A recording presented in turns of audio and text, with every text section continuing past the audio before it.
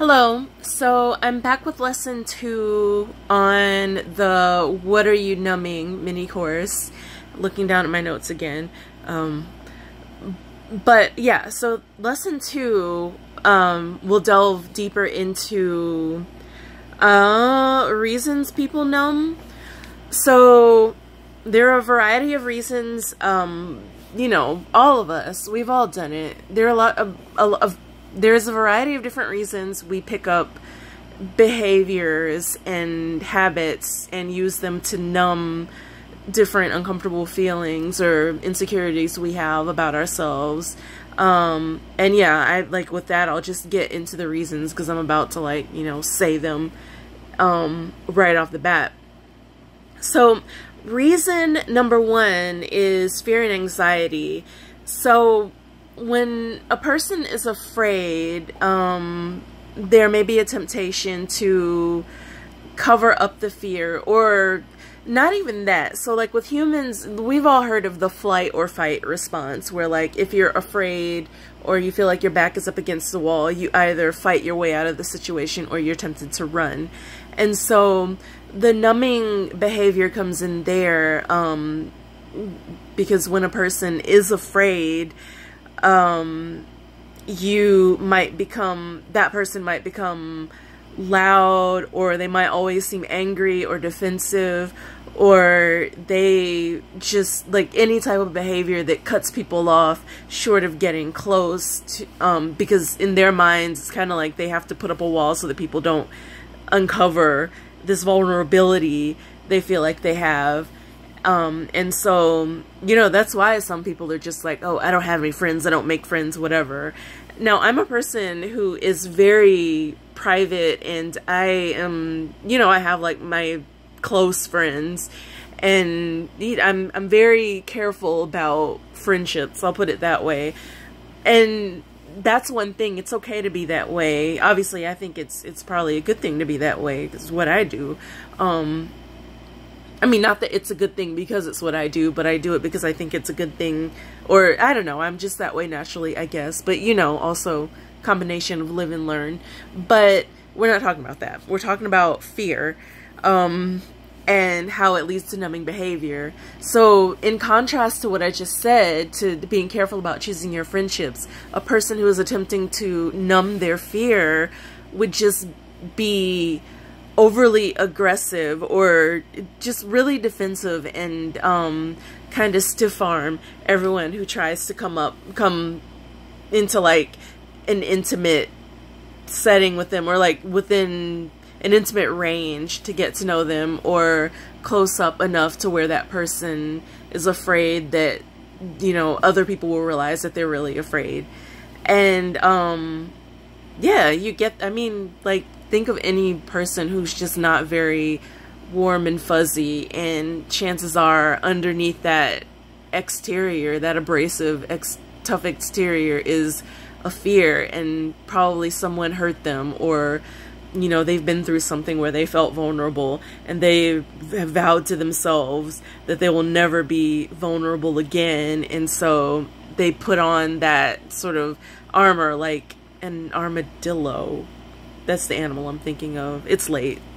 Yeah. So hey, it's called Raw Unfiltered, this channel, and so yeah, no edits. I'm unfiltered, and it's late, and my mind wanders.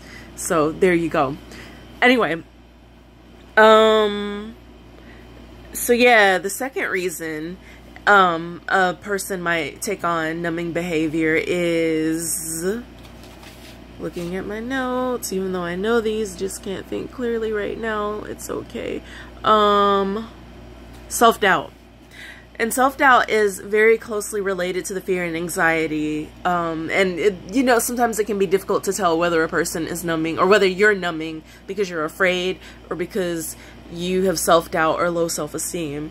Probably everyone has dealt with some form of low self-esteem at some point, but we all learn to overcome it in different ways. Some of us, it's like you grow up and you kind of overcome it. For others, you really have to go through, you might need therapy, or you have to go through this intense process with yourself where you kind of realize that even like that you're okay, basically. And we'll talk about that later in the weaning off chapter. That's what I'm calling it, weaning off of the numbing behavior. But at some point you realize that there's nothing wrong with you and that everybody has their things, and so then you feel you're less critical of yourself and you're comfortable just being you. But if that's not you, you might have adopted some numbing behaviors, and oh my goodness. So in lesson 1, I mentioned how like the histrionic personality, the extra people, that's kind of my quote-unquote favorite, sarcastically, said sarcastically, but that's where that comes in. So a lot of people do not know the difference between arrogance and confidence. And confidence is, I think a lot of times, quiet people can be confident and confident people can be quiet because they don't feel like they need to broadcast that they're great. They know that they're enough. And like, it's weird. Like, a dog doesn't have to announce that it's a dog. A camel doesn't have to announce that it's a camel. You know, if you're a wonderful person, you don't go around announcing that you're a wonderful person. You just go around being a wonderful person, or being good at spelling or bowling or whatever it is you do. You kind of do it. You don't have to go and like talk a lot of trash and whatever. And that's not to say that there can't be fun trash talking between people who have mutually agreed that it's all in fun, but the person who has low self-esteem or deep-seated self-doubt engages in numbing behavior by announcing their presence in the room because they want you to pay attention to their voice. Think of it as like the Wizard of Oz. Don't pay attention to the dude behind the curtain. They just want you to like focus in on the noise and on the showy, like the flashy clothes, if that's what they're into, or like the whatever. They might be mean too, kind of like people who, well, I shouldn't say that. I was going to say kind of like people who have fear. They're not, those people don't necessarily intend to be mean, but they're just kind of short. In this case, a person who has low self-esteem or deep-seated self-doubts will be mean because they feel like there's power in being aggressive and that they have to assert their dominance over people, but really they're betas. Okay, now I'm like getting a little bit personal with it. But that's the case. That's the case. So like, if you truly believe that you are, you know, like on par, or I'm not going to say above or better than other people, but like if you're confident in who you are, you don't have to go around trying to force people into submission, whether it's by talking to them a certain way or by treating them a certain way or being forceful. And that's just what that is. Like, you don't have to do that, and a confident person doesn't do that. An arrogant person will, because arrogance is like a costume for an insecure person or a person who is like afraid to accidentally, inadvertently draw attention to, you know, maybe, let's get back into the examples. Maybe they're a bad speller and they talk really loud and use big words, even though they draw more attention to themselves because they use the big words incorrectly, maybe. Now, you can be a bad speller and know the meaning of words, but I'm just using this as an example. A person who's just like totally bad with words, they don't feel like they're well spoken.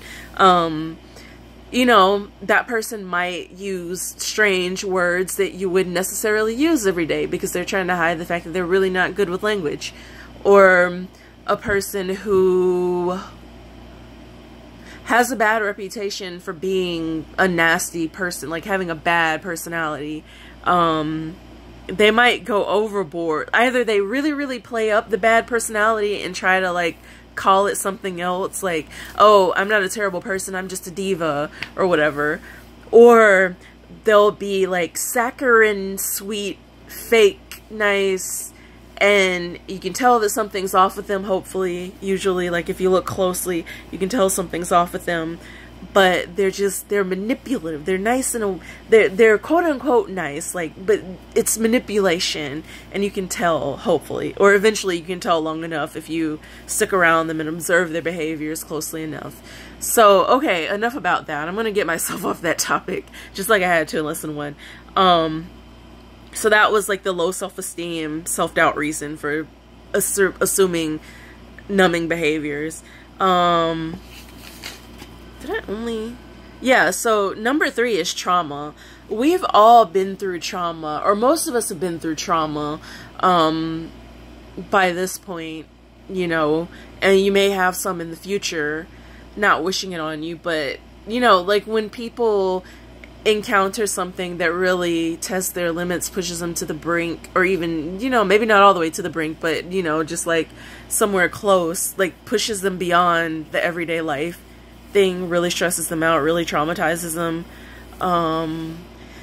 They will, not always, but like, you know, a person who maybe hasn't fully processed that experience will treat it like an injury. How like if you have a sprained ankle, you tend to walk a certain way, you tend to guard that ankle, you don't put weight on it as much, and they'll avoid that part of their life. Like if they lost their best friend, you know, again, some of these might kind of sound similar, but if a person who lost their best friend, just had like a really, really close friend, and then the person died unexpectedly, that person might guard that area of their life. Like maybe they say they're not looking for a best friend, or they're not looking to make friends. It's fine to have acquaintances, associates, coworkers, but they don't want like a really good friend because they've been traumatized and they don't want to go through that kind of loss again. Or they might internally have a fear that if they let someone get close to them, then that person's in danger and might, you know, they might lose that person.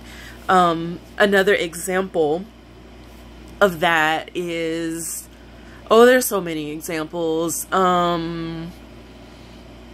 Yeah, like with relationships, with abuse, with even, let's say, tangible forms of trauma, like being in a car accident. You know, someone might not want to get behind the wheel of a car. They might not drive at night because they were in an accident at night and they're afraid, you know, they don't feel safe. And so like the numbing behavior might come in the form of like a really, really I mean, it's not an exaggeration to them because there's like real trauma that needs to be dealt with, but extreme phobias, or just maybe extremism is a good word for it. They become very extreme in their thinking in that one area, and it's kind of like, nope, never again, not going there. Nope, nope, nope, no more trauma for me. And on some level, I think when people respond that way, they blame themselves for the trauma possibly. And it might not even be like, oh, well, I was driving crazy and that's why this accident happened, so I'll never drive again type deal. It might be like, I allowed myself to be unsafe and I'll never allow myself to be unsafe again. Well, that's kind of the same thing. But, you know, like, oh, I shouldn't have trusted that person and so I can't trust anybody now type deal. And so those are the 3 underlying reasons for trauma I'm going to cover. Now, yeah, there are plenty of others. Those are the main 3.